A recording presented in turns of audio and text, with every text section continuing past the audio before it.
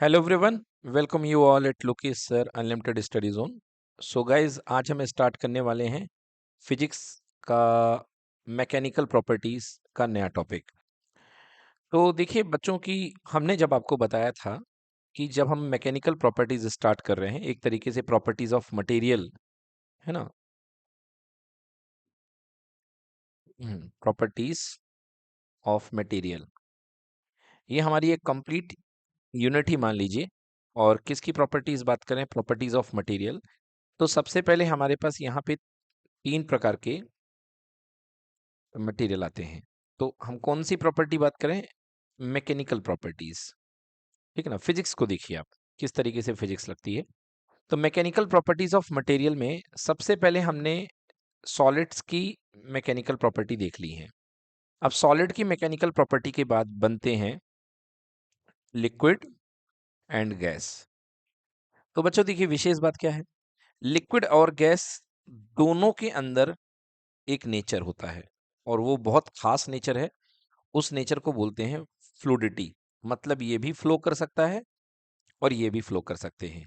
बताइए बच्चों, सही बात है कि गलत बात है? बिल्कुल सही।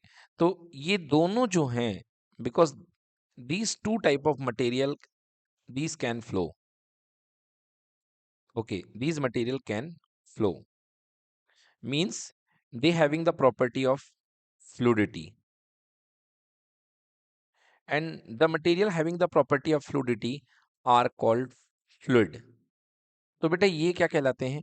फ्लूइड कहलाते हैं, हिंदी में जिन्हें तरल कहते हैं। ओके, सो फ्लूइड केवल लिक्विड नहीं होते हैं, फ्लूइड गैस भी होती हैं। आप कभी हवा के सामने खड़े हो जाएं तो आप कहेंगे कितनी अच्छी हवा चल रही है, या कितनी अच्छी हवा बह रही है ना। तो हवाओं का बहना ही होता है, हवा का चलना या हवा का बहना एक ही बात है। जैसे पानी बहता है वैसे हवा भी बहती है। तो इस तरीके से अदर गैसेस भी फ्लो करती हैं। So this is called, these are called fluid. ठीक है ना। तो अब सबसे पहले हमारे पास बात करते हैं कि define the term fluid. Fluid का मतलब क्या होता है? तो देखिए यहाँ पे डिफाइन द टर्म फ्लूइड कहा गया है in a question. So what is fluid? Fluid is a substance that can flow. It ultimately assumes the shape of the containing vessel because it cannot withstand shearing stress। हाँ देखिए, sharing stress का मतलब क्या होता है? एक layer रखी रहे और दूसरी लेयर उसके ऊपर डिस्प्लेस कर जाए। तो फ्लूइड के अंदर शेयरिंग स्ट्रेस को झेल पाने की क्षमता नहीं होती है। So it can not withstand, it can not withstand. तो ये नहीं झेल पाता है किस प्रकार की स्ट्रेस को? शेयरिंग स्ट्रेस को। इसलिए ये किसका शेप ले लेता है? शेप ऑफ द वेसल, मतलब जिस वेसल में होता है उसका शेप ले लेता है। So because it can not withstand shearing stress, thus both liquid and gases are fluids. Clear है बच्चों? बताइए, मतलब लिक्विड और गैसेस दोनों ही क्या होते हैं? फ्लूइड्स होते हैं। Difference between liquid and gases, liquid is incompressible. जी हाँ, लिक्विड को आप कंप्रेस नहीं कर सकते हो, मतलब इसका आप वॉल्यूम बदल नहीं सकते हो, बिकॉज इतना गैप नहीं रहता है लिक्विड के मॉलिक्यूल्स में कि आप उनको दबा सको। जैसे फॉर एग्जांपल मैं बात करूं कि ये लिक्विड्स हैं, है ना। तो देखिए, कंप्रेस कर पाना होता है, मगर नॉर्मल सिचुएशन पे आप इसको कंप्रेस नहीं कर सकते हो। फ्रीज व्रीज करके करो वो बात अलग है, मगर यहाँ पर आप इसके मॉलिक्यूल्स को और ज्यादा पास नहीं ला सकते हो। मगर गैस में कंप्रेसिबिलिटी बहुत ज्यादा होती है। क्यों? क्योंकि गैस के मॉलिक्यूल्स तो बहुत ही ज्यादा दूर होते हैं। तो इनको आप जो है नॉर्मली कंप्रेस करके लिक्विड में भी बदल सकते हो। इसको बोलते हैं गैस को लिक्विफाई करना। तो ये बहुत इंपॉर्टेंट लाइन है यहाँ पे कि अ लिक्विड इज इनकम्प्रेसिबल। जो लिक्विड होता है बेटा, वो क्या होता है? इनकम्प्रेसिबल होता है। A liquid is incompressible. Yes, यहाँ पे जो लिक्विड है वो इनकम्प्रेसिबल है। ठीक है ना। And has a definite volume. और इसका जो वॉल्यूम होता है वो डेफिनेट वॉल्यूम होता है। सो डेफिनेट वॉल्यूम, ये तो सब लोग जानते हैं, ये बचपन बचपन से पढ़ा आप लोगों ने। And free surface of its own. Yes, liquid की एक फ्री सरफेस हुआ करती है। ठीक है। अ गैस इज कंप्रेसिबल, मगर गैस जो होती है वो क्या होती है? कंप्रेसिबल होती है। And it expands to occupy all the space available to it। और ये वेसल का शेप ना लेकर के जितना शेप होता है, मतलब जिस कमरे में जहां जितनी खाली जगह हुई उसको फिल कर देगी। क्लियर? सो गैस जो होती है क्या होती है? एक्सपैंड होती है, और गैस का एक्सपेंशन कहलाता है फ्री एक्सपेंशन, मतलब जितना दे दोगे उसको वॉल्यूम उतने में फैल जाएगी। क्लियर? यस। सो अब बात करते हैं ब्रांच ऑफ फ्लूइड मैकेनिक्स। इस ये जो बेटा हम लोग अब पढ़ने वाले हैं, मैकेनिकल प्रॉपर्टीज ऑफ सॉलिड्स तो हमने पढ़ लिया है। अब हम क्या पढ़ने वाले हैं? अब हम मैकेनिकल प्रॉपर्टीज ऑफ फ्लूइड पढ़ने वाले हैं। मतलब गैस और लिक्विड पे हम फोर्स का एक्शन देखेंगे। तो जब गैस और लिक्विड पे, यानी कि कंबाइंडली फ्लूइड पे, अब हम मैं बार बार आपको गैस और लिक्विड नहीं बोलूंगा, मैं कौन सा टर्म यूज करूंगा? फ्लूइड। तो बेटा जब आप फ्लूइड पे एक मैकेनिकल एक्शन करोगे तो आपके सामने जो फिजिक्स आती है उस फिजिक्स को बोलते हैं, है ना, फ्लूइड, मतलब मैकेनिकल प्रॉपर्टीज ऑफ फ्लूइड। एक तरीके से बात कर लीजिए, मैकेनिकल प्रॉपर्टीज ऑफ फ्लूइड। तो जब मैकेनिकल प्रॉपर्टीज ऑफ फ्लूइड को आप रीड करते हैं तो इस टॉपिक का नाम दिया गया है फ्लूइड मैकेनिक्स। ओके, इस टॉपिक को फ्लूइड मैकेनिक्स बोलते हैं। और इस फ्लूइड मैकेनिक्स के बेटा दो पार्ट हैं। एक इस फ्लूइड मैकेनिक्स के दो पार्ट हैं। एक है फ्लूइड स्टैटिक्स, फ्लूइड स्टैटिक्स, और एक है फ्लूइड डायनेमिक्स। क्लियर है बच्चों? फ्लूइड स्टैटिक्स, एक फ्लूइड डायनेमिक्स।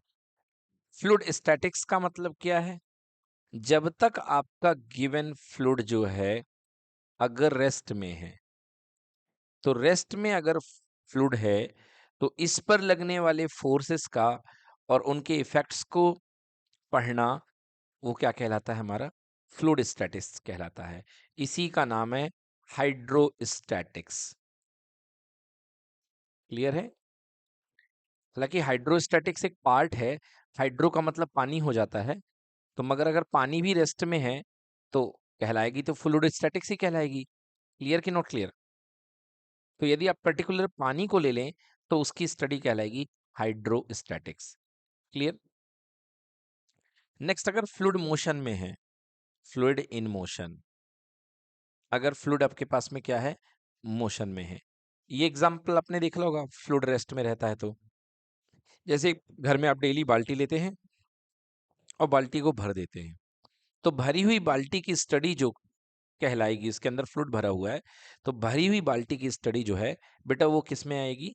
फ्लूइड स्टैटिक्स में आएगी, स्टैटिक्स में। मगर बेटा अगर बाल्टी में आपने होल कर दिया यहाँ पे, ओके, और यहाँ का जो पानी है ये बाहर गिरना शुरू हो जाएगा।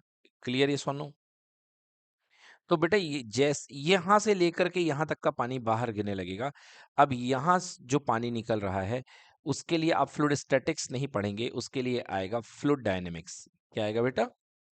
Fluid dynamics. और इसी डायनेमिक्स का दूसरा नाम है हाइड्रोडायनेमिक्स। क्या नाम है बेटा? हाइड्रोडायनेमिक्स। जी हाँ, ठीक है ना, दिस इज कॉल्ड हाइड्रोडायनेमिक्स। तो ये जो पार्ट है इसमें एरोप्लेन भी रिलेटेड है। एरोप्लेन किस तरीके से उड़ता है, किस तरीके से चलता है, वो हाइड्रोडायनेमिक्स और एरोडायनेमिक्स के सिद्धांत पे चलता है। क्लियर बेटा? चलिए तो स्टार्ट करते हैं आगे फ्लूइड स्टैटिक्स और फ्लूइड डायनेमिक्स के बारे में। Distinguish between the term fluid statics and fluid dynamics. Fluid statics, the branch of the physics that deals with the study of fluid at rest is called fluid statics or hydrostatics. Then fluid dynamics, the branch of physics that deal with the study of fluid in motion. Yes, it deals with the study of fluid in motion is called fluid dynamics or hydrodynamics. Clear बेटा? अब बात करते हैं, सबसे पहले हम लोग fluid statics पे चलते हैं। तो फ्लूइड स्टैटिक्स वाला पार्ट पूरा करेंगे कंप्लीट, फिर उसके बाद डायनेमिक्स पे आएंगे। Fluid statics. तो फ्लूइड स्टैटिक्स में सबसे पहले हमारे पास क्या आता है बेटा? फ्लूइड स्टैटिक्स में सबसे पहले हमारे पास आएगा फोर्स। ओके, फ्लूइड स्टैटिक्स में हमारे पास आएगा बेटा फोर्स। कि ये फोर्स क्या होता है बेटा? फ्लूइड के केस में जो फोर्स लगता है ना, उसका नाम कहलाता है बेटा थ्रस्ट। क्या कहलाता है बेटा? हाँ, मतलब यहाँ पे लगने वाले फोर्स को ही क्या बोलते हैं? थ्रस्ट बोलते हैं, है ना? यस। सो टोटल फोर्स जो होगा यही कहलाएगा आपके पास में थ्रस्ट। क्लियर? एंड दूसरी चीज हमको क्या पढ़नी है? प्रेशर। प्रेशर अच्छे से समझिएगा। तो फ्लूइड के केस में फोर्स कुछ नहीं होगा, जो भी होगा बेटा थ्रस्ट होगा। तो फ्लूइड के केस में हम क्या बोलेंगे बेटा? थ्रस्ट बोलेंगे। क्लियर कि नॉट क्लियर? जैसे एक रॉकेट है, एक रॉकेट बेटा नीचे से फ्यूल बर्न होगा। अब फ्यूल बर्न होगा बेटा, तो ये देखिए, ये बहुत जोर से जमीन को गैसेस क्या देंगी? एक्शन देंगी। देंगी कि नहीं देंगी? और बदले में इस रॉकेट को गैसेस के बाहर निकलने की वजह से एक रिएक्शन फोर्स मिलेगा, जिससे कि रॉकेट ऊपर की ओर मूव करेगा। करेगा कि नहीं करेगा? तो ये ऊपर की ओर मूव करने के लिए जो फोर्स कहलाएगा, दैट इज कॉल्ड थ्रस्ट। क्या कहलाएगा बेटा? Up thrust. Yes, exactly. तो लिक्विड में या फ्लूइड में जो फोर्स लगता है बेटा, उसको नाम दिया गया है अप थ्रस्ट या थ्रस्ट। अब थ्रस्ट तो मतलब पर्टिकुलरली ऊपर के लिए है, मतलब इसके लिए मेन जो नाम है वो थ्रस्ट है। क्लियर बेटा? तो आइए देखते हैं थ्रस्ट की डेफिनेशन क्या होती है। Spelling THRUST।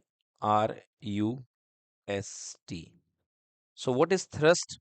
The total force exerted by a liquid on any surface in contact with it is called thrust। देखिए यहाँ पर आपके पास में एक सरफेस है, और इस वेसल में, सरफेस नहीं वेसल कहना था मुझे, इस वेसल में आपने यहाँ तक पानी भर रखा है। कितनी हाइट तक? एच हाइट तक। ओके, एच हाइट तक आपने पानी भर रखा है। अब जब आपने एच हाइट तक पानी भर रखा है, तो बेटा ये देखिए, यहाँ पर ये हर जगह इक्वल अमाउंट का फोर्स इसकी सरफेस पे लग रहा होगा। बताइए लगेगा कि नहीं लगेगा? यस, हर जगह इक्वल अमाउंट का फोर्स इसकी सरफेस पे लग रहा होगा। तो ये बेटा जो फोर्स एग्जर्ट होता है सरफेस पे, इसको बोलते हैं थ्रस्ट। क्लियर हो गया बेटा? Yes. So force, the total force exerted by a liquid on any surface in contact with it is called thrust। ठीक ना? It is because of this thrust that a liquid flows out of the holes of the containing vessel। देखिए, जब ये thrust यहाँ पे लग रहा है बेटा, तो यहाँ पे भी फोर्सेस लगेंगे। बताइए लगेंगे कि नहीं लगेंगे? क्योंकि इसी फोर्स के कारण अगर आप यहाँ पे एक होल बना देते हैं, तो ये बेटा लिक्विड यहाँ की ओर बाहर आना शुरू हो जाता है। क्लियर? हम्म। देखिए, नीचे के लेवल पे फोर्सेस सेम लगेंगे। क्लियर? मगर बेटा ऊपर के लेवल पे फोर्सेस अलग अलग रहेंगे। क्लियर कि नॉट क्लियर? हाँ, ये समझिएगा इस चीज को। मतलब अगर आप सेम लेवल की बात करते हैं, तो फोर्स सेम होगा। जैसे ये एक आपने लेवल की बात करी, तो यहां पर जितना फोर्स लगेगा, यहां पर उतना फोर्स लगेगा। क्लियर है? बट यदि ये F1 मान लूं और यहाँ पे मैं F2 मान लूं, क्लियर है, और यहाँ तक लिक्विड भरा हुआ है, तो बेटा F2 का फोर्स ज्यादा होगा और F1 का फोर्स कम होगा। ठीक है ना? क्योंकि आप जितनी ज्यादा गहराई पे जाते हैं, आपको पता है, आपको फोर्स उतना ज्यादा बढ़ता जाता है। ठीक है ना? और फोर्स बढ़ेगा तो प्रेशर इंक्रीज होगा। बट हॉरिजॉन्टल लेवल पे फोर्स बिल्कुल सेम रहेगा। क्लियर कि नॉट क्लियर? हॉरिजॉन्टल लेवल पे फोर्स क्या रहेगा? बिल्कुल सेम रहेगा। तो आपने देखा, टोटल फोर्स जो एक्ट करता है उसको बेटा हम लोग थ्रस्ट बोलते हैं। इसकी एसआई यूनिट न्यूटन है, एंड डायमेंशन फार्मूला वही है जो आप पढ़ चुके हैं। अब बात करते हैं बेटा प्रेशर की। What is pressure? तो आपने देखा कि ये जो फोर्स था लिक्विड सरफेस का, ये जो टोटल अमाउंट ऑफ फोर्स है ये पर्टिकुलरली एक गिवन एरिया पे एक्ट करेगा। बताइए एक्ट करेगा कि नहीं करेगा बेटा? मतलब यदि यहाँ तक कि लिक्विड भरा हुआ है, कोई फ्लूइड यहाँ पर भरा हुआ है, तो टोटल अमाउंट ऑफ फोर्स जो इसका बनेगा, टोटल फोर्स, ये इस पूरे एरिया पर काम कर रहा है कि नहीं कर रहा है? तो अगर ए एरिया पर थ्रस्ट काम करता है F, then thrust acting per unit area. Okay, so thrust acting per unit area, okay, means thrust divided by area. तो बेटा जो thrust acting per unit area होता है दैट इज कॉल्ड प्रेशर। तो pressure is equals to thrust acting per unit area. Clear? बिल्कुल सही। या इसे आप कह सकते हो the pressure of a point on a surface is the thrust acting normally पर unit area around that point. ठीक ना? मतलब पर यूनिट एरिया पर कितना थ्रस्ट एक्ट कर रहा है उसको हम क्या बोलते हैं? प्रेशर बोलते हैं उस पॉइंट का। अब याद रखिएगा कि बेटा इसमें हमको जो फोर्स लेना है, ये थ्रस्ट लेना है, वो नॉर्मल वाला ही लेना है और यहाँ पे एक्ट भी नॉर्मल ही करेगा। क्लियर? हमको नॉर्मल यानी परपेंडिकुलर फोर्स ही लेना है जो सरफेस के ऊपर काम करता है। सो बेटा प्रेशर का formula, pressure equals to force per unit area. यदि इसकी मैं यूनिट की बात करूं तो यूनिट होती है न्यूटन पर मीटर स्क्वायर, एंड इसको बोलेंगे हम लोग यहाँ पर पास्कल। फ्लूइड डायनेमिक्स में इसका नाम क्या होगा? पास्कल। क्लियर? अगर सीजीएस यूनिट की बात कर लूं तो कितनी हो जाएगी?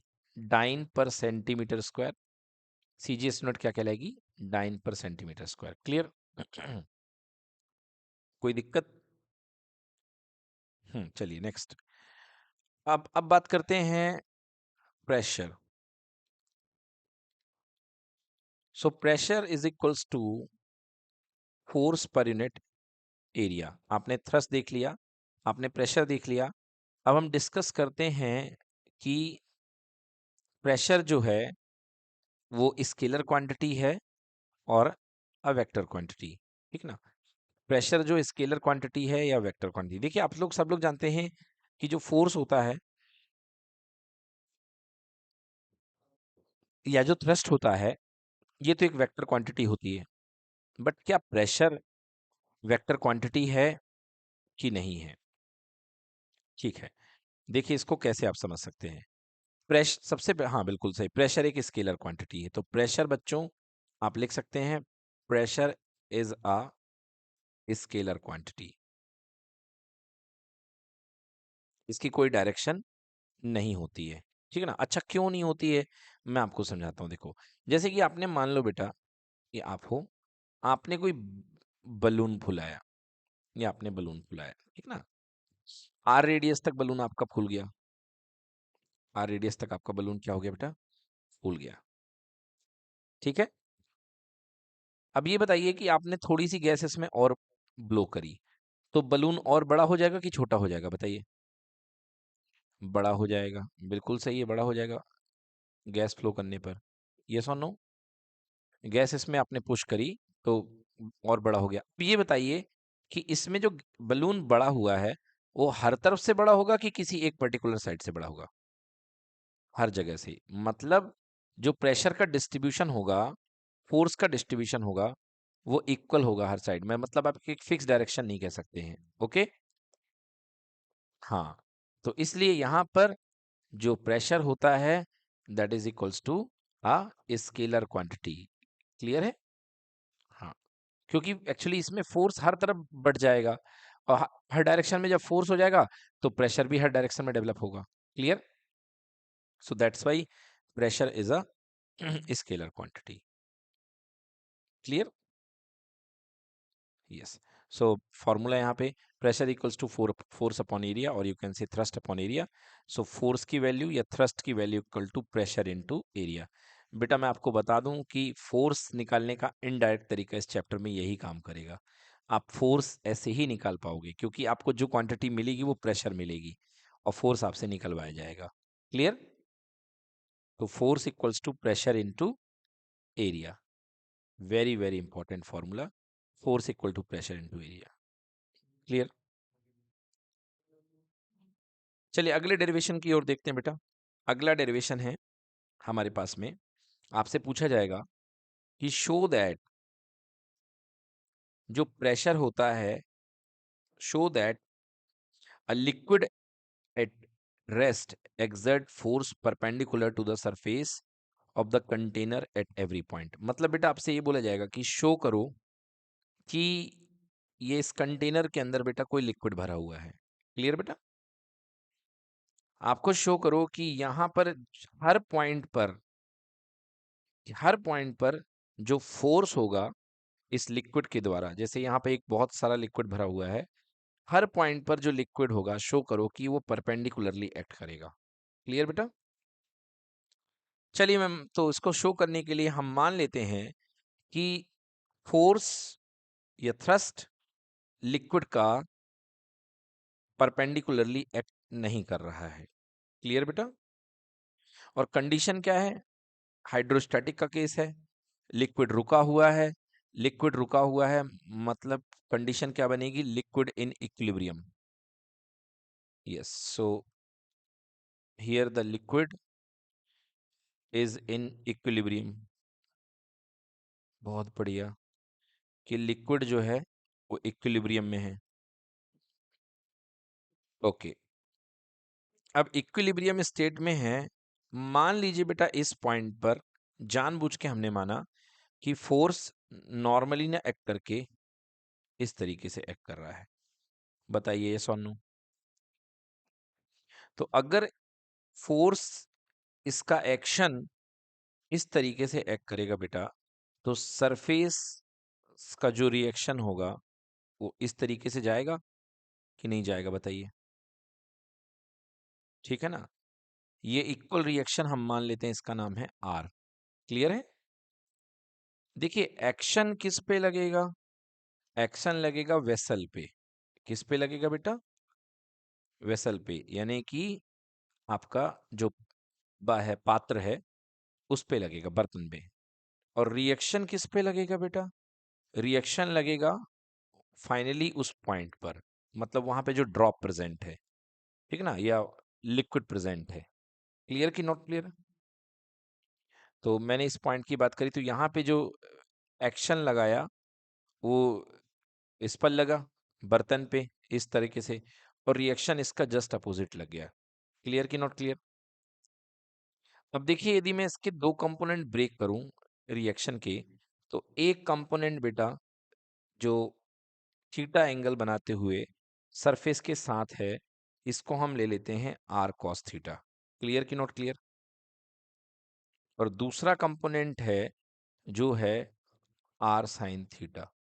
ओके, अब मैं ये मान लेता हूं कि आर कॉस थीटा, चलिए यहां पर आर कॉस थीटा जो है वो वेट से चलो एक तरीके से कैंसिल भी हो गया।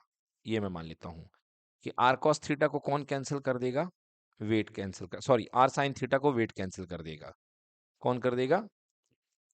वेट कैंसिल कर देगा। तो आर साइन थीटा यहाँ पे कौन सा कंपोनेंट है? Tangential component. टेंजेंशियल कंपोनेंट है, ठीक है ना?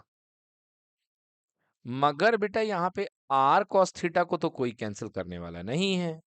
और अगर आर कॉस थीटा कैंसिल नहीं होगा, मतलब आप ये कह सकते हो कि जितनी आपके पास अंदर लिक्विड है उन सब पे एक हॉरिजॉन्टल फोर्स काम कर रहा होता। यस और नो? और अगर एक एक इसके अंदर हॉरिजॉन्टल फोर्स काम करे, अगर आपके पास ये है, और अगर हॉरिजॉन्टल फोर्स काम करने लगे पानी की बूंदों में, लिक्विड के अंदर, तो आप समझ रहे हो पानी की बूंदें बिना किसी कारण के खाली रखी हुई बाल्टी के अंदर ही मूव करने लग जाएंगी। यस और नो? बट आप बताइए कभी ऐसा होता है क्या? नहीं होता है। मतलब स्टेट इक्विलिब्रियम में रखी हुई बूंदें कभी भी मूव नहीं करती हैं। इसका मतलब यहाँ पर जो tangential component r cos theta होगा वो क्या होगा बेटा? Zero. Yes, so r cos theta equal to zero. अब आर कॉस थीटा जीरो होने के लिए दो चीजें हैं, या तो आर जीरो हो जाए, बट ऐसा हो नहीं सकता है कि नॉर्मल रिएक्शन जीरो हो जाए। रिएक्शन तो मिलेगा क्योंकि एक्शन है। तो क्या होगा? Cos theta equal to zero होना पड़ेगा। यानी थीटा इज इक्वल टू कितना, π/2, या बोले तो 90 डिग्री। क्लियर हो गया? तो इससे साबित होता है कि ये जो रिएक्शन होगा ये हमेशा 90 डिग्री पर ही एक्ट करेगा। क्लियर? ये जो रिएक्शन है ये 90 डिग्री पर एक्ट करेगा, और रिएक्शन 90 डिग्री पर एक्ट करेगा क्योंकि पूरा का पूरा एक्शन भी 90 डिग्री पर ही एक्ट करेगा।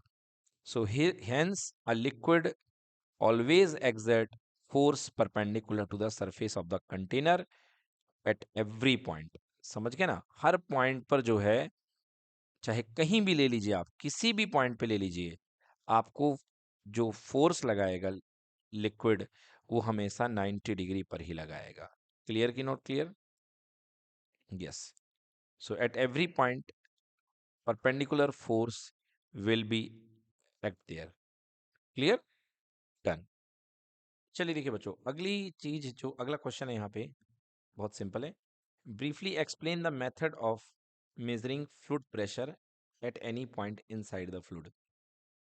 मतलब जिस पॉइंट पर आपको फ्लूइड प्रेशर मेजर करना है, तो कैसे मेजर करेंगे? देखिए आप फ्लूइड प्रेशर, तो जहां तक, जिस गहराई तक इसको एक ये प्रेशर सेंसर होता है, तो जहां पर आपको मेजर करना है वहां पर इसको आप ले जाइए। क्लियर है? ये एरिया की वैल्यू आपको गिवन होगी, और ये स्प्रिंग लगी होती है बेटा यहाँ पे। ठीक है ना? क्लियर हो गया? हाँ, ये देखिए यहाँ पे मूवेबल पिस्टन है, और ये वैक्यूम है, और ये फ्लूइड फिल्ड वेसल है। ठीक है ना? जिसके अंदर फ्लूइड आपको मेजर करना है वो फ्लूइड फिल्ड वेसल है।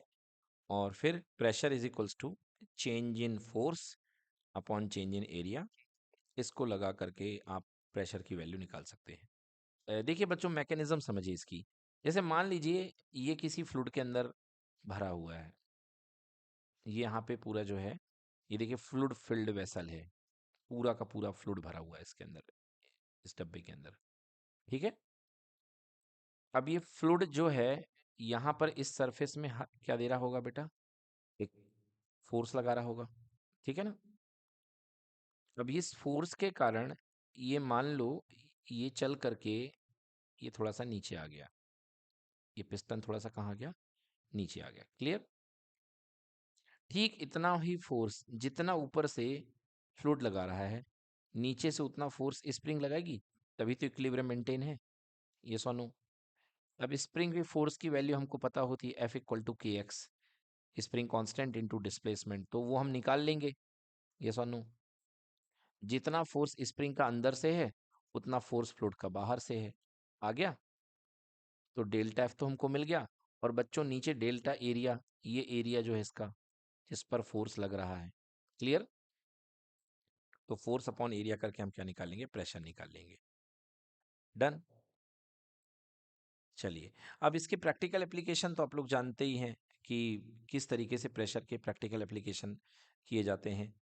ठीक ना? जो नाइफ होती है बेटा, चाकू, चाकू का ये सिरा जो होता है ये बहुत शार्प बनाया जाता है, पतला बनाया जाता है, क्योंकि आप जानते हैं कि किसी पॉइंट पर एक्ट करने वाला जो फोर्स होता है, फोर्स इज इक्वल्स टू होता है, sorry, pressure is equal to होता है force per unit area. Clear? तो चाकू क्या होती है, हमारे हाथ की पूरी ताकत को उठा करके, समझ गए, हमारी पूरी ताकत को उठा करके इसको नुकीला कर देने से एरिया की वैल्यू क्या हो जाएगी? कम हो जाएगी। क्लियर? एरिया की वैल्यू एकदम कम हो जाएगी, और एरिया की वैल्यू कम होने से जो प्रेशर होगा वो क्या हो जाएगा? बढ़ जाएगा। क्लियर है ना? मतलब एरिया जितना कम होगा, है ना, तो फोर्स का रियलाइजेशन उतना ज्यादा होगा एक तरीके से, और प्रेशर आपको ज्यादा मिलेगा। ठीक ना? हाँ, जैसे कि आप 10 खीले लगा लो तो आराम से आप चढ़ सकते हो 10 किलो पे, आपको उतना समझ में नहीं आएगा। बट यदि 1 खीले पे आप चढ़ोगे तो आपके पैर के आर पार हो जाएगा। क्लियर? समझ में आया कि नहीं आया? है ना? 10 खीले पे चढ़ना बहुत आसान है, क्योंकि आपका जो एरिया है बढ़ जाएगा। बोलिए सोनू, एरिया बढ़ जाएगा तो इसके कारण फोर्स बढ़ जाएगा। फोर्स क्या हो जाएगा? बढ़ जाएगा। है ना? तो ये जो हम लोग बहुत समझते हैं कि एक खीले के बहुत बड़ी वो बना दो इस तरीके से, एक बेड बना दो, है ना, और उसके ऊपर आप चलो, अरे बहुत आराम से आप चल सकते हो, कोई दिक्कत नहीं होगी, ठीक है ना। वो बाहर से देखने में बहुत डरावना भले लगे। हाँ, हाँ, बलून बहुत सारे कील पे रख करके फोड़ने का प्रयास करेंगे तो बहुत सारे में नहीं फूटेगा, मगर सिंगल बलून में, सिंगल कीले में फूट जाएगा। सो ये प्रेशर की थ्योरी है कि pressure is equals to force per unit area. तो एरिया जितना कम होगा, प्रेशर उतना ज़्यादा इम्पैक्टफुल होगा। क्लियर? मतलब आप सेम फोर्स लगा रहे हो, अगर आप फोर्स को कांस्टेंट कर दो, फोर्स को कांस्टेंट करने के बाद अगर एरिया ज़्यादा है तो प्रेशर कम आएगा, और एरिया कम है तो प्रेशर क्या आएगा? ज़्यादा आएगा। क्लियर कि नॉट क्लियर? हम्म। यही कारण है कि नेल्स जो होते हैं, नेल्स के अगले हिस्से क्या होते हैं? एकदम शार्प होते हैं, ठीक ना। शार्प होने से एरिया कम हो जाएगा और प्रेशर ज़्यादा हो जाएगा, और सेम फोर्स में आपका काम नेल्स में हो जाएगा जो शार्प एज वाले हैं। Clear? Second, railway tracks are laid on wooden sleepers. आजकल तो खैर सीमेंटेड स्लीपर्स आ चुके हैं। आपने देखे होंगे रेलवे ट्रैक होते हैं, उनको पहले के ज़माने में ये वुडन स्लीपर्स हुआ करते थे, इनको स्लीपर्स बोलते हैं। बड़े बड़े पट्टे रखे रहते हैं रेलवे ट्रैक में, आपने देखे होंगे, जिनके ऊपर रेल्स रखी रहती हैं। क्लियर? तो बेटा ये इसके ऊपर क्यों रखा जाता था? क्योंकि बेटा इसका एरिया ज़्यादा होता था। क्लियर? एरिया क्या होता था? ज़्यादा, जिससे कि प्रेशर कम हो जाता था। ठीक है ना? हम्म। ठीक है ना। और प्रेशर कम होने से ये जो ट्रेन थी इनके अंदर नहीं घुसती थी, बट यदि फ्लैट आप जगह पे ट्रेन चला देंगे तो क्या हो जाएगी? ट्रेन घुस जाएगी। Clear? Hmm, it is difficult to for a man to walk on sand while a camel walk easily on the sand. भाई, कैमल के जो पैर होते हैं वो काफी चौड़े हुआ करते हैं। क्लियर? इंसानों के कंपैरिजन में। क्लियर है? गद्देदार पैर होते हैं और काफी चौड़े हुआ करते हैं। तो काफी चौड़े पैर होने से एरिया क्या हो जाएगा बेटा? बढ़ जाएगा, और एरिया बढ़ जाएगा तो प्रेशर क्या हो जाएगा? कम हो जाएगा। मतलब कैमल जो होता है, जो प्रेशर लगाएगा वो कम लगाएगा। क्लियर है ना। फोर्स भले ज्यादा है, फोर्स भले बहुत ज्यादा है, मगर आप जानते हो कि pressure equal to force per unit area. Clear है ना। तो एरिया की वैल्यू बहुत ज्यादा हो गई है तो प्रेशर क्या हो जाएगा? कम हो जाएगा, है ना। तो इस वजह से कैमल जो होता है बड़े आसानी से रेत के ऊपर चल पाता है। सो नेक्स्ट है, pins and nails are made to have pointed ends. ये भी मैंने आपको बता दिया है कि पिंस और नेल्स के जो हेड्स होते हैं वो पॉइंटेड क्यों होते हैं। डन बच्चों, समझ में आ गया? चलिए अब बात करते हैं डेंसिटी की। तो बेटा देखिए, यहाँ पे हमको दो प्रकार की डेंसिटी पढ़नी इस चैप्टर में। हम्म। डेंसिटी, तो डेंसिटी सो सिंपल बेटा, density is equals to matter का मास डिवाइडेड बाई मैटर का वॉल्यूम, या मटेरियल का मास डिवाइडेड बाई मटेरियल का वॉल्यूम। क्लियर? तो it is the ratio of mass of material to volume of material. Clear बेटा? Material के mass और volume के रेशियो को हम क्या बोलते हैं? डेंसिटी। अब बेटा याद रखिएगा, इस चैप्टर में हमारे सामने दो तरीके की डेंसिटी आएंगी। जैसे कि ये हमारे पास में एक लिक्विड भरा हुआ है, ठीक है बेटा। तो इस लिक्विड में आपने आपने एक बॉल डिप कर दी या कोई पत्थर डाल दिया। क्लियर बेटा? तो यहाँ पे दो अलग अलग डेंसिटी हैं। एक, जो आपके पास लिक्विड है बेटा, इस लिक्विड की भी कोई ना कोई डेंसिटी है, मतलब mass of the liquid in unit volume. Clear बेटा? तो लिक्विड की डेंसिटी को आप लिक्विड के गाढ़ेपन से जोड़ सकते हो। जैसे शक्कर के सीरे की डेंसिटी पानी से ज्यादा होती है, पानी का गाढ़ापन जो होता है शक्कर के सीरे की तुलना में कम होता है, तो शक्कर के सीरे की डेंसिटी ज्यादा और पानी की डेंसिटी कम। क्लियर? तो यहाँ पे एक तो लिक्विड है, तो बेटा लिक्विड की डेंसिटी को इस चैप्टर में हम किससे शो करेंगे? सिग्मा से। किससे शो करेंगे? सिग्मा से। और यहाँ पे एक मान लो बॉल गई हुई है, आयरन की बॉल है, तो बेटा आयरन की भी कुछ ना कुछ डेंसिटी है, तो मटेरियल की डेंसिटी को हम किससे शो करेंगे बेटा इस चैप्टर में? हम रो से। तो इस चैप्टर में हमारे पास दो डेंसिटी आने वाली हैं, कौन डुबा रहा है, कौन डूब रहा है ना? तो जो लिक्विड है, लिक्विड की डेंसिटी को किससे शो करेंगे? सिग्मा से। और जो सॉलिड पार्टिकल जा रहा है उसकी डेंसिटी को हम किससे शो करेंगे? रो से। क्लियर कि नॉट क्लियर?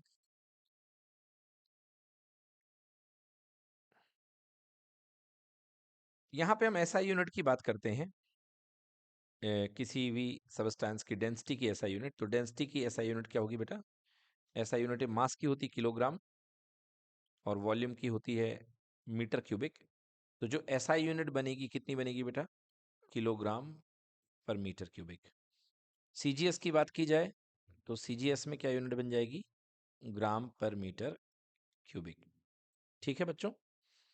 और वो तो बनती है आपसे डायमेंशन, ऊपर m और नीचे l की पावर 3, तो m1 l की पावर -3 एंड t की पावर 0। तो ये है डायमेंशनल फार्मूला, नोट कर लें। चलिए अगली जो टॉपिक है बेटा हमारे पास, उसका नाम है स्पेसिफिक ग्रेविटी। ठीक ना? ये बहुत बढ़िया चीज है। स्पेसिफिक ग्रेविटी का मतलब क्या होता है? स्पेसिफिक ग्रेविटी एक तरीके से इसे आप रिलेटिव डेंसिटी भी कह सकते हैं। इसे आप क्या कह सकते हैं? Relative density. जी हाँ। तो व्हाट इज स्पेसिफिक ग्रेविटी या रिलेटिव डेंसिटी? अगर कोई सब्सटेंस है तो density of substance divided by density of water at 4 degree centigrade. मतलब पानी के कंपैरिजन में आप किसी की डेंसिटी को मेजर करेंगे तो वो कहलाएगी उसकी स्पेसिफिक ग्रेविटी या रिलेटिव डेंसिटी। क्लियर हुआ? मैंने एक बार आइसक्रीम का कप खरीदा और मैंने देखा कि उसकी स्पेसिफिक ग्रेविटी जो है वो लिखी थी 0.4।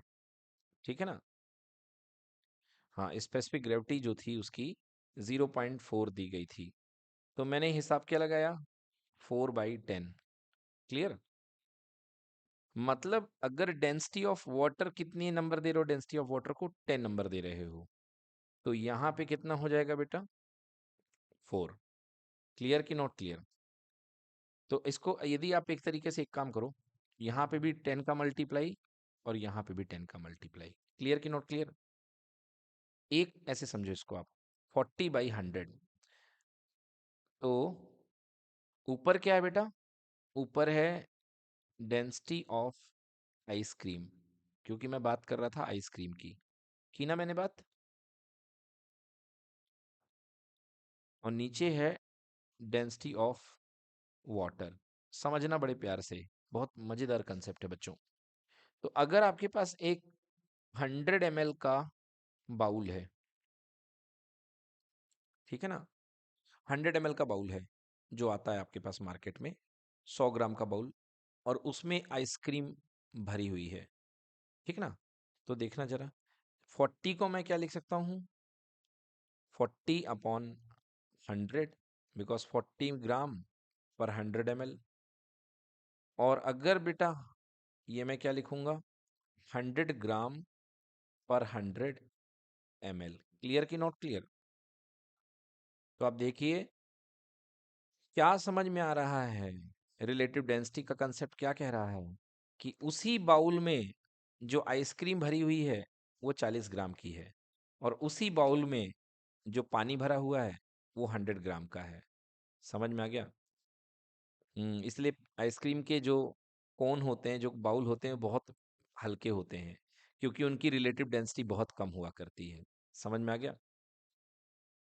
हाँ, मतलब 100 ग्राम जितने में पानी आ रहा था, उसमें 40 ग्राम क्या आ रहा है? आइसक्रीम आ रहा है, बिकॉज आइसक्रीम की रिलेटिव डेंसिटी 0.4 है। क्लियर? हम्म तो रिलेटिव डेंसिटी बताती है एक तरीके से कि पानी के कंपैरिजन में कोई चीज कितनी ज्यादा गाढ़ी है या पतली है। समझ में आया? सो इसकी कोई यूनिट नहीं होती, this is called relative density या स्पेसिफिक ग्रेविटी। क्लियर? चलिए अब हम बात करते हैं अगले सबसे इंपॉर्टेंट लॉ की, जिसका नाम है पास्कल्स लॉ। ओके, सो पास्कल्स लॉ को हम पास्कल लॉ ऑफ हाइड्रोस्टैटिक बोलते हैं। तो देखिए पास्कल लॉ क्या कहता है?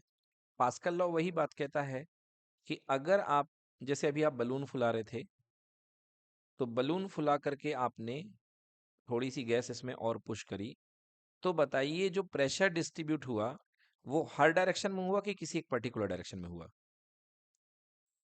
हर डायरेक्शन में।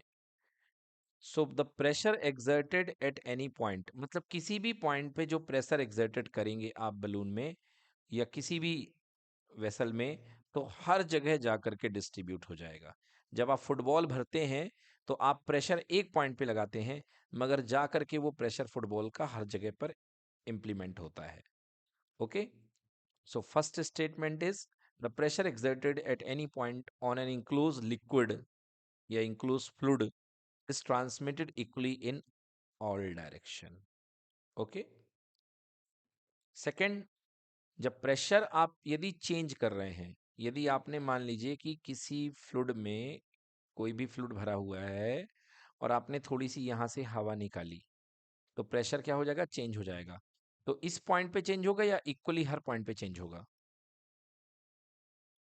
बिल्कुल सही। तो सेकंड स्टेटमेंट यही कहता है बच्चों, a change in pressure applied to in enclose incompressible fluid is transmitted undiminished to every point of the fluid and the walls of the containing vessel। मतलब जो भी कमी करोगे आप, जैसे यहाँ पे बढ़ा रहे थे तो हर पॉइंट पे इक्वली डिस्ट्रीब्यूट हुआ।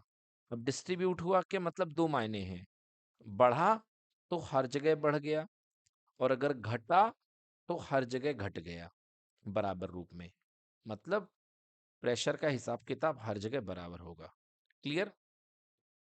And third and important line, कि अगर आपके पास कोई वेसल है और वेसल में आपके पास में कोई फ्लूइड भरा हुआ है रेस्ट कंडीशन में, हाँ ओके, ये रेस्ट है, तो बेटा हॉरिजॉन्टल लेवल पे हर पॉइंट पर प्रेशर सेम होगा। मतलब यदि आप एक पॉइंट ए मान रहे हैं और एक पॉइंट बी मान रहे हैं, तो pressure at A is equal to pressure at B. चाहे कितने भी पॉइंट हो जाएं, सेम हॉरिजॉन्टल लेवल पे प्रेशर बिल्कुल सेम रहेगा। क्लियर? क्योंकि अगर प्रेशर नहीं होता तो अंदर ही समुद्र बन जाता, कटोरे के अंदर, कितना मजा आता। क्योंकि प्रेशर चेंज हो जाता तो लहरें बन जाती, हाई प्रेशर से लो प्रेशर की ओर। ठीक है ना? हाँ, तो ये हो गया बात क्लियर हमारी। इसको हम बोलते हैं ये जो हमने तीन स्टेटमेंट पढ़े हैं, ये कहलाते हैं पास्कल्स लॉ। अब चलिए देखते हैं पास्कल्स लॉ का हम एक्सपेरिमेंटल वेरिफिकेशन करना चाहते हैं यहाँ पे, कि प्रेशर जो होता है वो इक्वल हुआ करता है। ठीक ना? हॉरिजॉन्टल लेवल पर प्रेशर जो होता है वो इक्वल होता है। इसको हम यहाँ पे प्रूफ करेंगे। चलिए चलिए देखिए बच्चों, अगला हमारा जो टॉपिक है, व्हाट इज पास्कल्स लॉ। तो अभी आपने देखा पास्कल्स लॉ में हमने तीन स्टेटमेंट आपको पढ़ के बताए हैं, और तीनों स्टेटमेंट की मैंने बढ़िया से मीनिंग आपको समझाई कि तीनों स्टेटमेंट की मीनिंग क्या है। Pascal's law, it can be stated in the following equivalent ways. इस तरीके से इसको दिखा जा सकता है। Number one, the pressure exerted at any point on enclose liquid is transmitted equally in all direction. मतलब आप कहीं पे भी प्रेशर लगाएंगे और वो प्रेशर इक्वली ऑल डायरेक्शन में डिस्ट्रीब्यूट हो जाएगा। समझ रहे हैं आप? जैसे आपके पास में एक बलून है और आपने इस बलून में थोड़ा थोड़ा सा फूंका, तो जैसे आप एयर ब्लो करोगे तो बेटा ये जो प्रेशर है हर डायरेक्शन में इक्वली ट्रांसमिटेड हो जाएगा और बलून फूल जाएगा, ठीक है ना। देन इसके बाद second point, a change in pressure applied to an enclosed incompressible fluid is transmitted undiminished.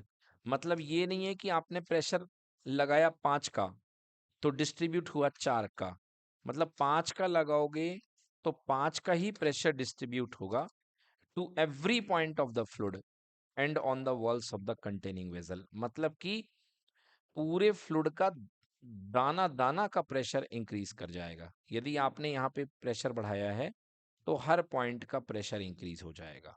Clear कि नॉट क्लियर? हाँ, तो यदि आपने प्रेशर बढ़ाया है तो हर पॉइंट का प्रेशर जितने से बढ़ाया है उतने से इंक्रीज हो जाएगा हर पॉइंट का pressure. Then third point, the pressure in a fluid at rest is same at all points if they are at the same height। मतलब सेम हाइट पर जितने भी पॉइंट हैं उन सब का प्रेशर क्या होगा? सेम होगा बेटा। क्लियर कि नॉट क्लियर? चलिए आइए देखते हैं। तो पास्कल्स लॉ को हम बढ़िया से प्रूफ करते हैं। ये देखिए, ये है पास्कल लॉ का प्रूफ। क्वेश्चन इस तरीके से आएगा आपके एग्जाम में। So what is Pascal's law? State and prove it. तो क्या है बेटा? In a closed liquid the pressure applied at any part is equally transmitted in all direction and in same amount. पहली चीज तो ये है कि अगर आप कोई भी, आपके पास में इनक्लोज लिक्विड है या कोई बंद लिक्विड है, उसमें जो भी आप प्रेशर लगाएंगे वो हर तरफ अप्लाई होगा और प्रेशर इक्वली डिस्ट्रीब्यूट होगा सेम अमाउंट में। Second, if a liquid is in equilibrium the pressure in every part of it is equal. अगर प्रेशर, अगर आपके पास में जो लिक्विड है वे इक्विलिब्रियम में है, मतलब लिक्विड रेस्ट में एक तरीके से, तो प्रेशर जो होगा हर पार्ट में क्या होगा? इस लिक्विड के इक्वल होगा। Then the pressure in every part of it is equal. ठीक है, चलिए देखते हैं कैसे। अच्छा, ये किसकी बात कर रहा है बेटा? जो आपने प्रेशर एक्सर्ट किया है, ठीक है ना। जो आपने प्रेशर एक्सर्ट किया है उसके हर पार्ट का प्रेशर जो होगा वो इक्वल होगा। चलिए आइए डिडक्शन करते हैं पास्कल्स लॉ का। इसको किस तरीके से हम डिडक्शन करते हैं देखिए। ये इसका डेरिवेशन है बेटा, जो आपके सामने प्रोड्यूस किया जा रहा है यहाँ पे, ये इसका डेरिवेशन है। देखिए बढ़िया तरीके से। तो एक आपके पास में okay, consider 2 points O1 and O2 inside a liquid. बेटा 2 पॉइंट ऑफ O1 और O2 इनसाइड ए लिक्विड मान लीजिए। ये पॉइंट है, पहले सिलेंडर मानिए, पहले पॉइंट है। 2 पॉइंट है, 2 point O1 and O2 inside the liquid. Now imagine a right circular cylinder with O1 O2 as a axis. O1 O2 को एक्सेस मानते हुए आप एक सिलेंडर यहाँ पे इमेजिन कर लीजिए। At ends faces will be circular and O1 O2 at centre. इसके कोने पर दो फेसेस सर्कुलर बना लीजिए और O1 O2 इसके सेंटर बन जाएंगे। मतलब कुल मिलाकर के आपने एक सिलेंडर एज्यूम कर लिया है यहाँ पे। बहुत बढ़िया, ये ब्लू कलर का आपको एक सिलेंडर एज्यूम मिल गया है।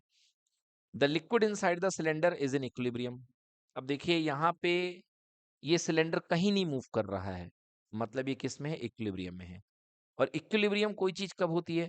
जब उस पर लगने वाले सारे फोर्सेस का रिजल्ट कितना होता है? Zero. Means F net equal to कितना होता है? जीरो। तब वो चीज किस में कहलाती है? इक्विलिब्रियम में।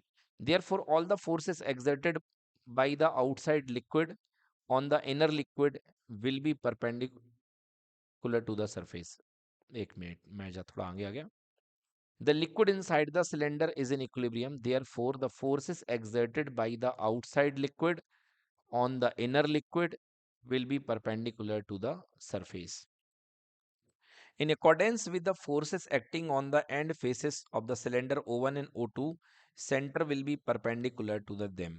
देखिए बेटा क्या कह रहा है कि यहाँ पर क्योंकि ये इक्विलिब्रियम में है, मतलब इस पर लगने वाले टोटल फोर्सेस क्या होंगे? जीरो। मतलब पर फेस से जो लगने वाले, अपर ऊपर तरफ से जो लगने वाला फोर्स होगा वो किसके इक्वल होगा बेटा? नीचे वाले के। Clear?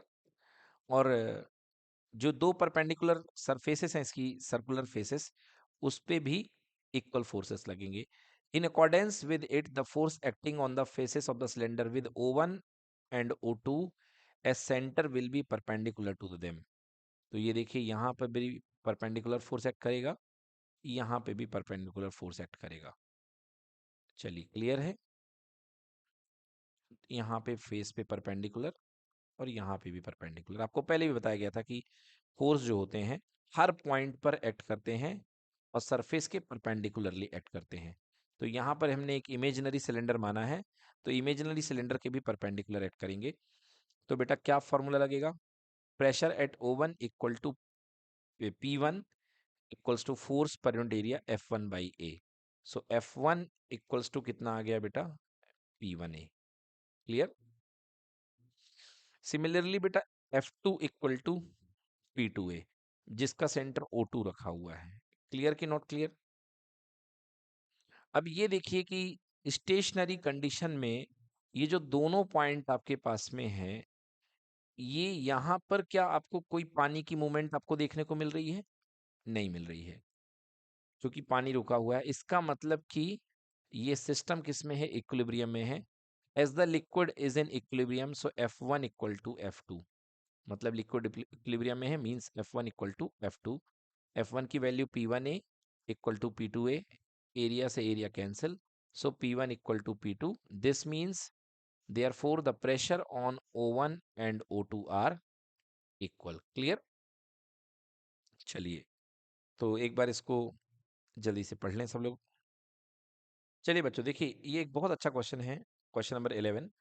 How will you experimentally verify that pascal law of transmission of fluid pressure? मतलब आप कैसे शो करोगे कि पास्कल जो लॉ है ट्रांसमिशन ऑफ फ्लूइड प्रेशर का एकदम सही है? तो देखिए बहुत ही सिंपल है। यहाँ पर एक कहना चाहिए बाउंडेड फ्लूइड है ना, एक अ, बंद फ्लूइड यहाँ पे रखा हुआ है, क्लोज्ड वेसल है, और इसमें तीन वॉल्व लगे हुए हैं, तीन वॉल्व में तीन पिस्टन लगे हुए हैं। अब ये देखिए यहाँ पे इस पिस्टन का एरिया A है और यहाँ पर हमने F फोर्स अप्लाई किया। ठीक ठीक है, यहाँ पर हमने कितना फोर्स अप्लाई किया? F force. तो F फोर्स से यहाँ पे प्रेशर कितना बनेगा बेटा? देखिए अब यहाँ पे प्रेशर कितना जनरेट होगा? Force, pressure is equal to force per unit area. बोलिए क्लियर कि नॉट क्लियर? तो experimental verification of Pascal law में हमने यहाँ पे F फोर्स अप्लाई किया। F फोर्स अप्लाई करने से हमारे पास में जो कितना यहाँ पे आ गया pressure, pressure equals to force upon area. अब देखिए यहाँ पे कितना प्रेशर डिस्ट्रीब्यूट होगा, ठीक ना? अब यहाँ से यदि आप अंदर की ओर फोर्स लगाएंगे तो ये पिस्टन कहाँ की ओर मूव करेंगे बेटा? दोनों बाहर की ओर। ठीक है, हाँ, दोनों बाहर की ओर मूव करेंगे। कितने प्रेशर से मूव करेंगे? मैं निकाल रहा हूं, देखिए। तो प्रेशर इज इक्वल्स टू, नहीं नहीं बेटा, यहाँ हम लगाए हुए की बात नहीं कर रहे हैं। एक्चुअली देखो डायग्राम में तो क्या लिखा हुआ है? As shown in figure 9.4, take a vessel having three opening ABC provided with frictionless watertight piston. Cross sectional A by 2 दिया हुआ है, मतलब पहले का A है, दूसरे का क्रॉस सेक्शनल एरिया 2A है, तीसरे का A by 2 है। ठीक है ना? A by 2. Fill the vessel with water and apply an additional force F on piston A. To keep the piston B and C their position, force equal to 2F and F by 2 respectively have to apply on them. This shows that pressure P transmitted equally in all direction. देखो बेटा, ये कह रहा है कि यहां से आपने फोर्स लगाया है, बोलो यस और नो। और फोर्स लगाने पे कितना प्रेशर क्रिएट हुआ बेटा? F upon A। ओके, तो बेटा यही प्रेशर हर जगह पे इक्वली डिस्ट्रीब्यूट हो जाएगा कि नहीं हो जाएगा? तो जैसे ही बेटा यहाँ पे ये ऊपर की ओर उठेगा तो हमको फोर्स लगाना पड़ेगा। लगाना पड़ेगा कि नहीं लगाना पड़ेगा? और कितना फोर्स लगाना पड़ रहा है बेटा यहाँ पे? 2F। कितना लगाना पड़ रहा है? 2F। और यहाँ पे कितना? F/2। अब चलिए मैं दिखाता हूं कि यहाँ पे 2F फोर्स लगाने से सेम अमाउंट ऑफ प्रेशर आप ऊपर से लगाओगे तभी ये पिस्टन मूव नहीं होगा, क्योंकि नीचे का प्रेशर और ऊपर का प्रेशर इक्वल हो जाएगा। कैसे? देखिए, तो यहाँ का फोर्स कितना है बेटा? 2F। और यहाँ का एरिया कितना है? 2A। तो इतना कैंसिल, तो कितना आ गया बेटा? F/A। क्लियर कि नॉट क्लियर? तो मतलब यहाँ भी F/A का ही प्रेशर डिस्ट्रीब्यूट हुआ है, और यहाँ पे F/2 फोर्स है, और एरिया कितना है? A/2। तो यहाँ पे भी कितने का फोर्स बनेगा बेटा? सॉरी, प्रेशर F/A का। क्लियर? तो ये समझ में आ रहा है आपको कि हर पॉइंट पर जो प्रेशर है वो इक्वल है। देखो, तीनों तीनों जगह का F/A, 2F/2A and F/2 divide by A/2। Clear? मतलब जो प्रेशर आप दोगे वो इक्वली यूनिफॉर्मली डिस्ट्रीब्यूट होगा, मतलब हर जगह बराबर बराबर जाएगा, अनडिमिनिस्ड। क्लियर? चलिए, अब नेक्स्ट कॉन्सेप्ट है हमारा हाइड्रोलिक लिफ्ट का, जो कि बहुत ज्यादा एग्जाम में आता है। आप कभी ये सोच सकते हैं कि आप 5 साल के बच्चे से एक कार उठवा देंगे? बताइए, क्या 5 साल का बच्चा एक कार उठा सकता है? बिल्कुल उठा सकता है। अगर आप हाइड्रोलिक के कंसेप्ट का इस्तेमाल कर रहे हैं तो आप 5 साल के बच्चे से एक कार उठवा सकते हैं।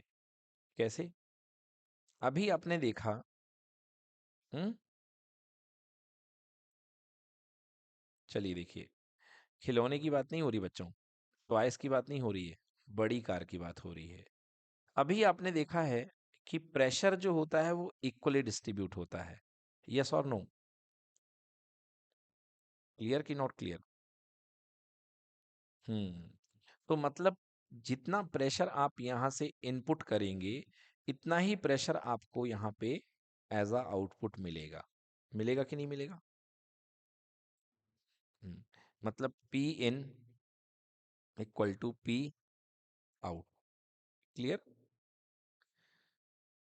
तो यदि मान लीजिए यहाँ पर एरिया बहुत छोटा है और यहाँ पर आपने छोटे से प्लेटफॉर्म पे एक बड़ा सा फोर्स लगाया है ना, F in/A, A1। क्लियर? और यहाँ पर आपको एक फोर्स मिला, क्योंकि प्रेशर दोगे तो यहाँ पे भी फोर्स मिलेगा, that is force out upon A2। Clear बेटा? अब यहाँ से फोर्स आउट की वैल्यू आप निकाले जरा। F out equals to F in multiplied by A2 upon A1।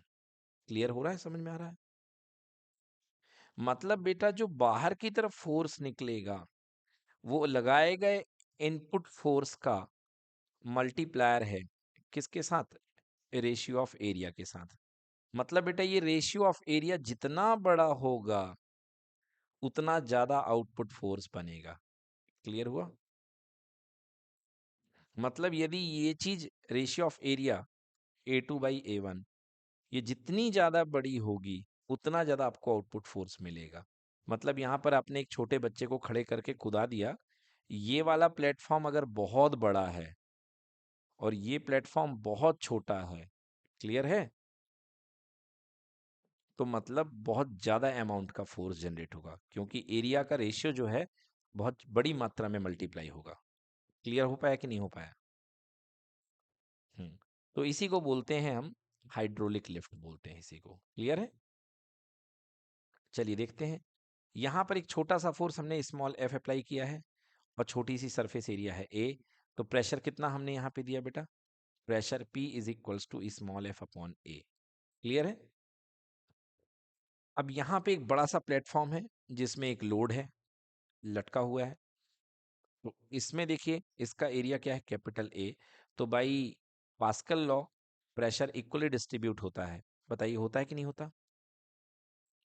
तो बाई पास्कल लॉ हमारे पास क्या हो जाएगा भाई, इनपुट प्रेशर यहाँ पे जितना मिला आपके पास में, तो कितना है, small F upon A is equals to, यहाँ पर कितना लिफ्ट मिला है इसको, capital F upon capital A. Clear है? सो इस capital F is equals to, ये यहाँ चला जाएगा, small F multiply by capital A ऊपर और स्मॉल ए नीचे। यस और नो? अब आप ध्यान से देखिए, अगर कैपिटल ए स्मॉल ए से बहुत बड़ा है, ओके, तो अगर ऊपर की चीज बहुत बड़ी है, तो बेटा ये क्वांटिटी बड़ी हो जाएगी कि नहीं हो जाएगी? और जब ये क्वांटिटी बड़ी होगी तो मल्टीप्लाई होने के बाद फोर्स भी बड़ा आएगा कि नहीं आएगा? So hence, by making capital A upon a small a large, very heavy loads like car and truck can be lifted by the application of a small force. समझ में आ रहा है? मतलब आप छोटे से फोर्सेस का इस्तेमाल करके आप बड़े से बड़े लोड को उठा सकते हो। क्लियर हुई थ्योरी की नहीं हुई? भाई आपने इनपुट प्रेशर लगाया, आपने input pressure output pressure equal equal होता है सेम लेवल पे, पढ़ा है ना आपने बेटा? बस आपने फर्क क्या कर दिया, इनपुट प्रेशर में आपने एफ स्मॉल, छोटा सा फोर्स, छोटा सा एरिया, और यहां पर आपका लोड काफी बड़ा है, कैपिटल एफ अपॉन बड़ा सा एरिया। ये प्लेटफॉर्म बस बढ़ाते जाइए और उठा लो, आप तो जो उठाना चाहोगे वो उठा लोगे। ठीक है? सो अब देखिए, आपको ये निकालना है कि हमें यहाँ पे कितना फोर्स लिफ्ट करने को मिल जाएगा। तो कैपिटल एफ जो लिफ्ट करने के लिए फोर्स मिलेगा, that is equal to small F multiply by capital A upon small A. समझ में आ गया? मतलब जो लिफ्टिंग फोर्स एफ होगा, वो छोटे वाले फोर्स का मल्टीप्लायर होगा इसके साथ। क्लियर है? अब इसकी वैल्यू आप बढ़ाते जाओ बस, तो आपको ऑटोमेटिकली इसकी वैल्यू भी बढ़ती जाएगी। ठीक है ना? मतलब कुल मिला के आपको एरिया के रेशियो पे डिपेंड कर रहा है कि जितना ज्यादा रेशियो होगा, ए जितना बड़ा होगा और स्मॉल ए जितना छोटा होगा, आपको उतना बड़ा फोर्स मिलेगा। क्लियर कि not clear? So this is called hydraulic lift. इस कंसेप्ट को बोलते हैं बेटा हाइड्रोलिक लिफ्ट। हाइड्रोलिक लिफ्ट पर ही बेटा ट्रेन के ब्रेक काम करते हैं, जिनको आप हाइड्रोलिक ब्रेक बोलते हैं। ठीक है ना?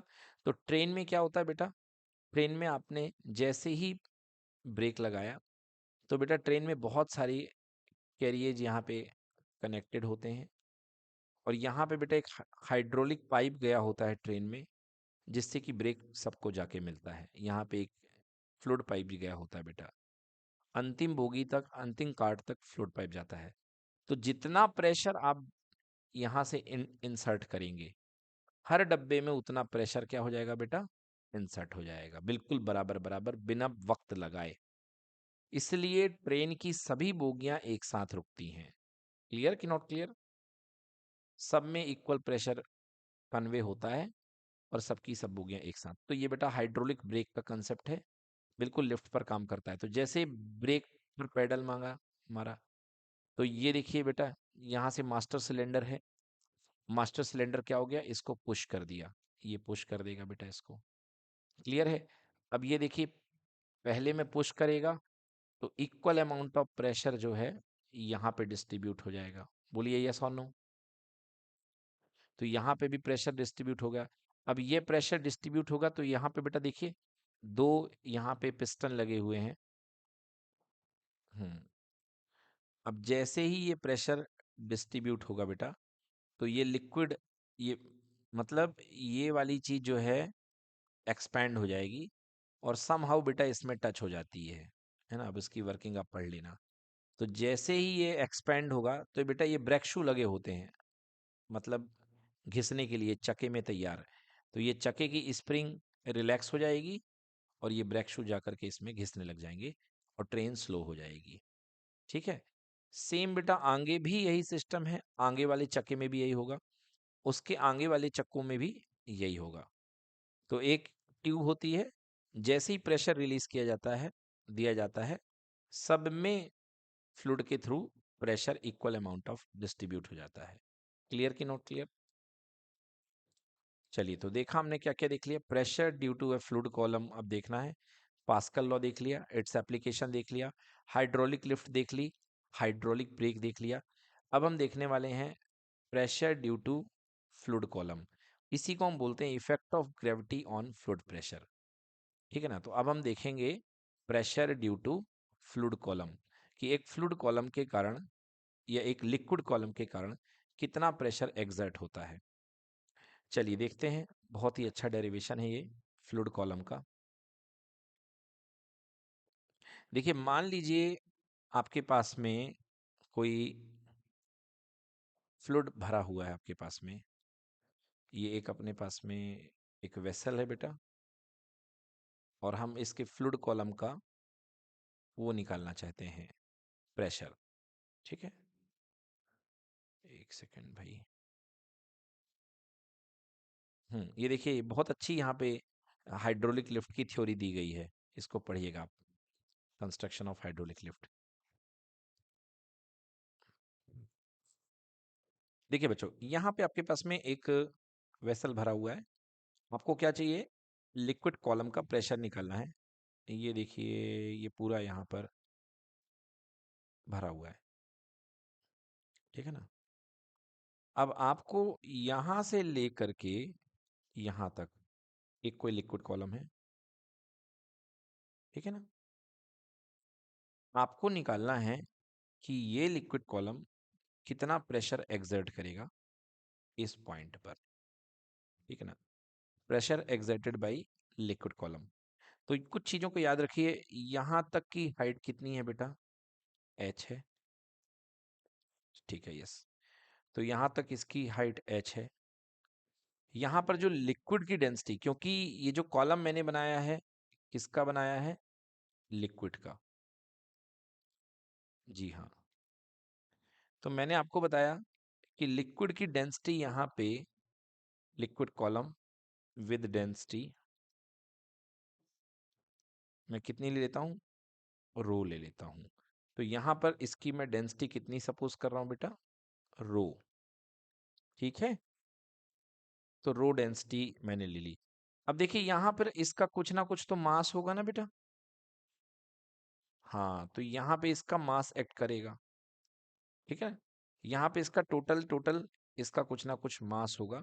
तो जो यहाँ पे वेट होगा बेटा, वेट कहाँ लगेगा? डाउनवर्ड लगेगा। कहाँ लगेगा इसका वेट? डाउनवर्ड। लिक्विड का वेट जो होता है पूरा इस पॉइंट पर डाउनवर्ड लगेगा। ठीक है ना। ये देखिए मैं इस पॉइंट पे प्रेशर निकाल रहा हूं। ओके। तो इस पॉइंट पे लिक्विड कॉलम का प्रेशर, सॉरी, जो वेट होगा वो डाउनवर्ड लगेगा। एंड यू ऑल नो कि वेट इक्वल्स टू होता है m इंटू जी। ठीक। वेट इक्वल्स टू होता है m into g. Now w equals to mass. Mass equal to कितना होता है? वॉल्यूम इंटू डेंसिटी और इंटू जी, क्योंकि मास की वैल्यू वॉल्यूम इंटू डेंसिटी होती है। बोलिए यस और नो। अब यदि हमारे पास ये जो लिक्विड कॉलम है इसका सरफेस एरिया ए है, ये जो लिक्विड सिलेंडर है या लिक्विड कॉलम है इसका सरफेस एरिया ए है, so you know this is pi r square. अगर इसकी रेडियस आर है तो ये पाई आर स्क्वायर। तो वॉल्यूम कितना होता है बेटा? Pi r square H. होगा कि नहीं होगा सिलेंडर का volume? Into rho into G. Clear कि not clear? So W is equal to pi r square को हम क्या लिखते हैं? Area into H into rho जी। क्लियर कि नॉट क्लियर बेटा? अब देखिए मतलब इतना वेट एक्सर्ट कर रहा है ये लिक्विड कॉलम। क्लियर है? कहां पर एक्सर्ट कर रहा है बेटा? इस पॉइंट पर, यहां पर। ठीक है ना। इस पॉइंट पर ये इतना वेट एक्सर्ट कर रहा है क्योंकि वेट डाउनवर्ड लगता है। Now what is weight? Weight is a force. Perpendicular force को क्या बोलते हैं? थ्रस्ट बोलते हैं। बोलो, बोलते हैं कि नहीं बोलते बेटा? So now pressure is equals to thrust per unit area. Okay बेटा। So what is thrust here बच्चों? A h rho g upon area कितना है ए। बेटा ए से ए क्या हो गया? Cancel. So you have the pressure P equals to h rho g. Yes और नो? क्लियर कि नॉट क्लियर? तो ये देखा आपने बेटा, इसको हम बोलते हैं pressure of the water column, ठीक है ना, या pressure of the liquid column. Clear कि not clear? Yes, very very important बच्चों, ये बहुत इंपॉर्टेंट डेरिवेशन है, ठीक है। So this is pressure of the liquid column. तो आपने देखा कि किसी भी लिक्विड कॉलम का प्रेशर किस पे डिपेंड करता है? हाइट पर, उस लिक्विड की डेंसिटी पर, और ग्रेविटी पर। तो ग्रेविटी तो खैर हम चेंज कर नहीं सकते हैं, हम हाइट चेंज कर रहे हैं। तो आपको पता होना चाहिए कि आप जमीन के नीचे या पानी में, समुद्र के नीचे जितने ज्यादा डेप्थ पे जाएंगे उतना ज्यादा प्रेशर बढ़ता जाएगा। क्लियर है? इसलिए अगर आपने कभी अंडर वाटर स्विमिंग करी हो तो थोड़ी दूर ही जाने पर आपने देखा होगा कि गजब प्रेशर बढ़ता है, सिर दबना शुरू हो जाता है। ओके। और अभी रिसेंटली आपने देखा था कि टाइटैनिक को ढूंढने वाली कंपनी ने एक पनडुब्बी बनाई थी, वो क्या हो गई थी अंदर जा करके? इम्प्लोड हो गई थी, इतना ज्यादा प्रेशर हो गया था। हाँ, वो चिपक गई थी, लड्डू बन गया था उसका। क्लियर? इम्प्लोड हो गई थी, यस, इतना ज्यादा पानी का प्रेशर, क्योंकि डीप लेवल में चली गई थी। तो प्रेशर जो होता है हाइट के प्रोपोर्शनल होता है। दूसरा, प्रेशर किसके प्रोपोर्शनल होता है? डेंसिटी के। मतलब जितनी ज्यादा डेंसिटी मटेरियल की होगी प्रेशर उतना ज्यादा होगा। बिल्कुल सही बात है, प्रेशर उतना ही ज्यादा लगेगा। एंड ग्रेविटेशन पे डिपेंड तो करते ही। So this is called P equals to h rho ji. Clear है? हम्म तो जितनी हाइट पे जाएंगे ऊपर प्रेशर कम रहेगा और नीचे प्रेशर ज्यादा रहेगा। क्लियर? अब मैं बच्चों एक बात बता दूं कि अगर आप वाटर सरफेस पे हैं, वाटर की सरफेस पे हैं, तो बेटा एटमॉस्फेरिक प्रेशर काम करता है सी लेवल पे। इसको हम लेते हैं बेटा P not, and this is equals to 1 atm। Clear बेटा? एंड 1 atm इक्वल्स टू 10 की पावर 5 पास्कल। क्लियर? अगर आप एच डेप्थ पे नीचे चले जाएं तो एच डेप्थ पे कितना प्रेशर एक्ट करेगा खुद इस वाटर कॉलम का? इसका वाटर कॉलम का प्रेशर एक्ट करेगा कितना? एच रो जी। ये सुनो, ये ए पॉइंट था और ये बी पॉइंट है। तो एच रो जी ये आप लेकर के आ गए हैं प्रेशर किसका? वाटर कॉलम का।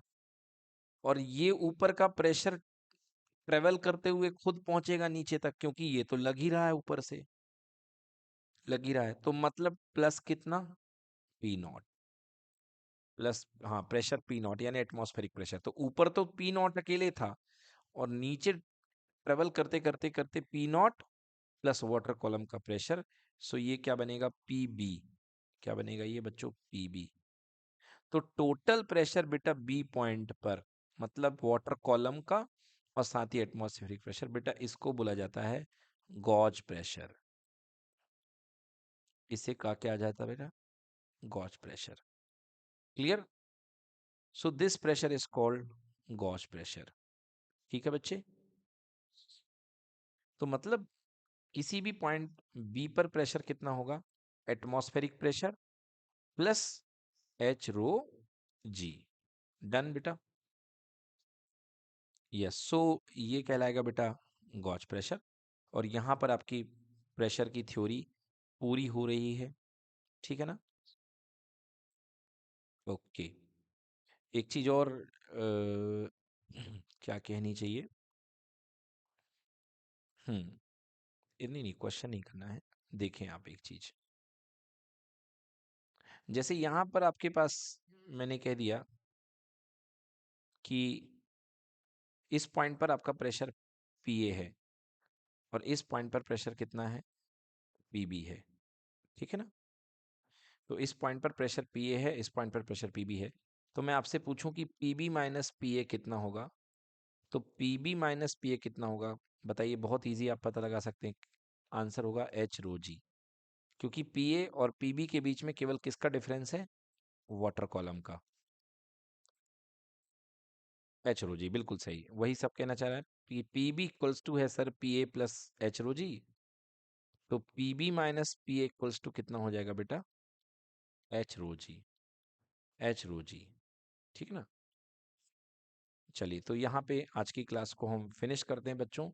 यहाँ तक टोटल हो चुका आज हमारा पहले टॉपिक्स हमारे सिलेबस के। क्या क्या पढ़ लिया हमने, pressure due to fluid column पढ़ा दिया मैंने आपको, पास्कल्स लॉ क्लियर हो गया, एप्लीकेशन पढ़ा दिए, hydraulic lift and hydraulic breaks and effect of gravity on fluid pressure. तो फ्लूइड प्रेशर में आपने देख लिया ग्रेविटी का इफेक्ट क्या होता है, कि अगर आप एच बढ़ाएंगे, जी बढ़ाएंगे, अगर आप ग्रेविटी बढ़ाएंगे तो फ्लूइड प्रेशर क्या होगा, बढ़ेगा, because P equals to h rho g होता है। Clear, done.